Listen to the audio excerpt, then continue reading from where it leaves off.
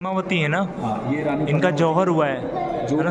जौहर किया था रानी पद्मावती ने। हाँ, लॉट ऑफ जो वीरांगनाएं थी। हाँ, तो उसमें लिखा हुआ है ना कि चित्तौड़ की 24,000 यानी कि सहस्त्र, हजार को सहस्त्र बोलते हैं ना, हाँ। वीरांगनाएं सती शिरोमणि महारानी पद्मिनी सहित एक ही चिता पर एक साथ सती हो रही हैं। गजब। और इधर देखिए, गीता में भी कहा गया, धर्म युद्ध में वीरगति पाने वाले पुरुष अपने सती भार्याओं के साथ स्वर्गारोहण करते हैं। यहाँ पे इसको ऐसे मत समझिए कि आप यहाँ पे धर्म युद्ध में कोई लड़ाई लड़ने गए और आप अपनी पत्नी के साथ गए, वहाँ लड़ाई की और शहीद हो गए तो आपको स्वर्ग मिलेगा।